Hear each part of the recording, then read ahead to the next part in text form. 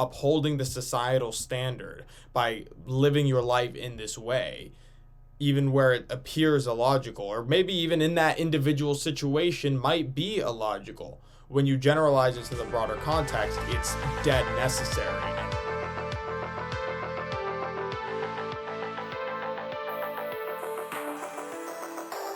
I think we should touch this issue of metaphorical truth, because I think it still gets at the distance between us. Sure. Yep. And happily, this is your phrase that you have. I mean, you might want to. Do you want to prop up this phrase? Why not? Yeah. So the idea of metaphorical truth, which I think actually is the reconciliation between at least the points that you guys each started out with, is the idea that there are concepts which are literally false, that we can falsify in a scientific, rational sense, but that if you behave as if they were true, you come out ahead of where you were if you behave according to the fact that they are false. And so to call these things... Pretty good definition. The tweak I would make is that metaphorical truth is something that, as he describes, if you believe or act as if it's true, you come out ahead, and also it makes societies better, not just on the individual level. It also works on a societal level. That's an important part. It's one of the main important uses and utilities of metaphorical truth. But I think the thing he said at the beginning is like something that we know that's literally false. I think that's too strong. I think it's something that literally we cannot show to be true. I don't think it has to definitively be false. I think metaphorical truth can exist when its literal truth is unknown, is false, or unknown or ambiguous. So little alteration there, but pretty good, I think. Simply false is an error. In effect, the universe has left them true in some sense other than a purely literal one. And so religions would then, according to actually what you heard from both Sam and Jordan, religions would fall into this class of things. These are encapsulations of stories and prescriptions that if you follow them, irrespective of whether they literally describe the universe, you end up with certain advantages that you may not know why they are there, but nonetheless you are ahead of your you're ahead of your position if you were to navigate just simply on your perceptions. And it's not just religion either, by the way. One of the easiest examples is Three Little Pigs, for those of you who live in America, or maybe some outside, I'm not sure. But it's just very old, this idea of fables, this idea of like lessons with morals, right? Like there aren't literally three little pigs who built houses, but it's true that if you take away the lesson of that story, regardless of whether or not the story is literally true, if you act like it's literally true, if you act like if you build your house of stronger stuff, if you live your life by willing to delay gratification, you will be more prepared when bad things come along. That's absolutely the case. So, there's that. Now, whether or not you need the literal to get at the metaphor is kind of the big debate between Harris and Peterson. And it's kind of an argument that I've been having with myself quite a bit. I think on an individual level, you can probably get away with just the metaphor, but on a societal level, I'm not sure. But I want to hear your guys' answers in the comments. So that's the concept.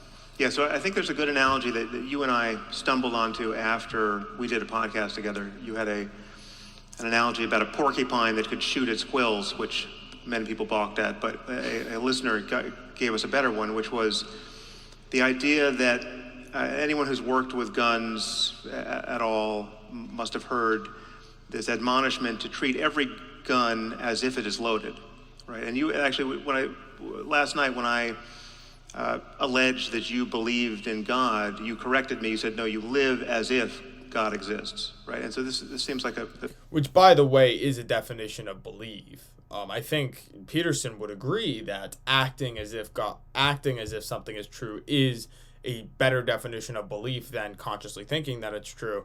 The reason why he'd object is because he knows that Harris and most atheists don't hold that position. So clarifier on that. There's a connection here. So if I had a gun here that I wanted to show Brett, if I know anything about guns, I'm going to make damn sure that it's unloaded, right? I'm going to pull back the slide, I'm going to drop the magazine, pull back the slide, check the chamber, and do this in a redundant fashion that really looks like I'm suffering from obsessive compulsive disorder. I mean, it is truly redundant. And then I'll hand it to Brett, and if Brett knows anything about guns, he will do the same thing, having just seen me do it. And if he hands it back to me, again, I will do the same thing, even though there may be no ammunition around. I'm sure Harris is going to flip this around, but I do want to say that this is a great example of people acting in ways that are not rational because they know it's good. Because even though it's not rational, even though there is no danger with this gun, there's really not. Upholding the societal standard by living your life in this way, even where it appears illogical, or maybe even in that individual situation might be illogical. When you generalize it to the broader context, it's dead necessary, and individuals doing semi-illogical things for the broader societal context is good. I love this example. Now, I'm sure Harris is going to try to turn it around on me, but, we'll see what he says. But I like this example a lot. Whatever commenter on Harris's podcast came up with that did a very good job.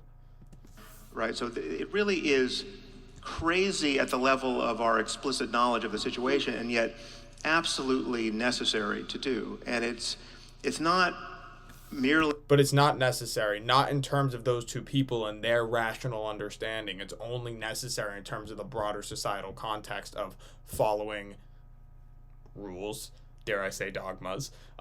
So again, just to critique there, I'm the reason why I'm specifying it is because I'm sure he's going to flip it, and the way you flip it is by how you've presented the question, how you've presented the situation. So little differences like that, making note of them now, in case we need it to show why his flip doesn't work. But again, we'll see. It runs very deep. I mean, I would, that whole time you're careful not to point the barrel of the gun at anything you would be afraid to shoot. And when people fail to live this way around guns, they, with some unnerving frequency, actually shoot themselves or people close to them by accident. So it is really the only proper hedge against just the odds of being in proximity to loaded weapons. And yet, if someone in the middle of this operation came up to us and said, actually there's a casino that just opened across the street that will take your bets about whether or not guns are loaded. Would you like to bet $1 million as to whether or not this gun is loaded? Well, of course, I would bet those $1 million every time that it's not loaded because I know it's not loaded.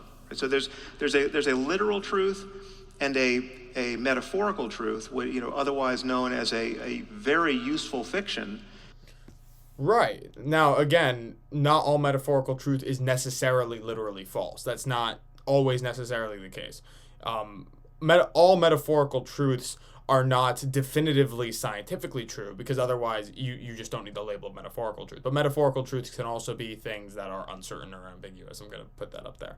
But it looks like Harris is absolutely agreeing at the massive utility and often the necessity of metaphorical truth. So this flip, he's saying like that metaphorical truth and literal truth might always line up, and that's correct, but it looks like he's agreeing so far. So he's got like 10 seconds to, pull a rabbit out of the hat here. Which in this case is actually more useful than the truth, right? But the only way I can understand its utility is, and even utter the phrase metaphorical truth in a way that's comprehensible, is in the context of distinguishing it from literal truth.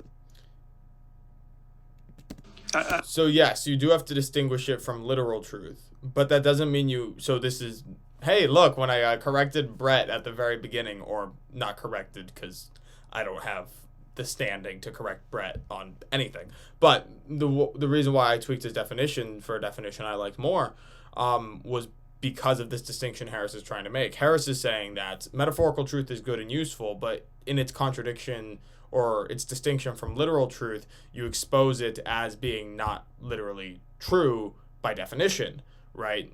That's kind of what he's saying.